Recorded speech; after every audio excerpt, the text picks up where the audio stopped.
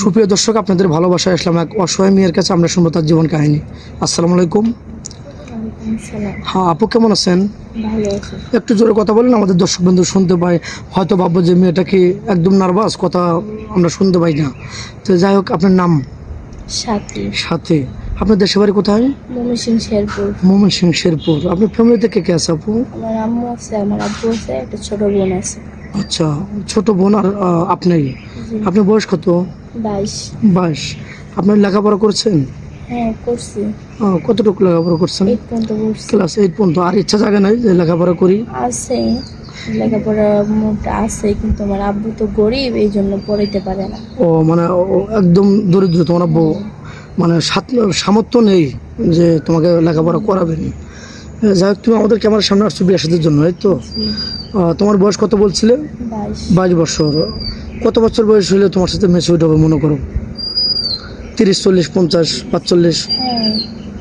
40, 45 হলে তোমার কোনো আপত্তি নেই? না পরে যদি আবার আপত্তি করো, বিয়ার পরে যদি 1 মাস 2 মাস পরে যদি বলো যে আমি 1 লক্ষ টাকা যৌতুক লিখছি, আমি 1 লাখ টাকা ঘুরে দেন, আমি চলে যাবো, আপনার ভাত খাবো না, না না, এমন কোনো কিছু হইবে না। এগুলো কথা বলবেন না? তবু না। সত্যি বলছো? হ্যাঁ। ও আচ্ছা, যাই হোক, অনেকে বলে এরকমভাবে হেউ প্রতিপন্ন করে, আমাদের চ্যানেলে বদনাম করে, এগুলো কিন্তু করা যাবে না। তো যাই হোক, কোনো প্রবাসী ভাই তোমাকে বিয়ে সিদ্ধ করে যদি তোমাকে নিয়ে বাইরে যেতে চায়, 2-4-5 বছর পরে আসবে, তোমার আম্মু আব্বুকে বাধা দেবে কিনা? না, আমার আম্মু আব্বু বাধা দিবে না, কারণ আমার সুখ আমার আব্বু আম্মু ইচ্ছা। ও আচ্ছা আচ্ছা, তাদের কোনো আপত্তি নেই, তুমি যেটা করবে ওটাই তাদের ওটাই তারা মেনে নেবে নাকি? সে যাই হোক, কোনো ভাই বাংলাদেশে যে কোনো ভাই তোমাকে বিয়ে সাথে করলো, কিছু বলবো না, ওরে বুঝাবো।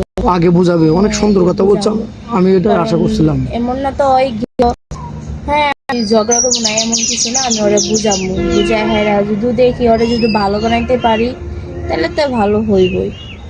ও মানে আগে আগে আপনি আপনার চেষ্টা আপনি চালিয়ে যাবেন, এই তো? প্রথমে তো বলবেন না যে তুই নষ্ট বা ঝগড়াবাটি করে চলে যাবেন না তো, আগে মানুষকে বুঝাবেন, এই তো? মানুষ ভুল করে, আবার সংশোধন করারও সিস্টেম আছে নাকি? অনেক সুন্দর কথা বলছেন, কথাটা আমার খুব ভালো লাগছে। যে আগে আপনার বুঝাতে হবে, মানুষ ভুল পথে যেতেই পারে, না বুঝে তাকে বুঝা পথে আনতে হবে নাকি? সুন্দর কথা বলছেন, খুব ভালো লাগছে।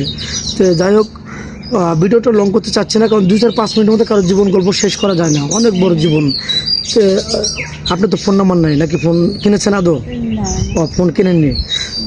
মেয়েটার কোনো ফোন নেই, মেয়ে আজও ফোন কিনেনি। আর চলাটাই খুব কঠিন, মানে তার বাবা অসুস্থ, আগে রিক্সা চালাতো, রিক্সা চালাতে পারে না, সে ঘরে আছে।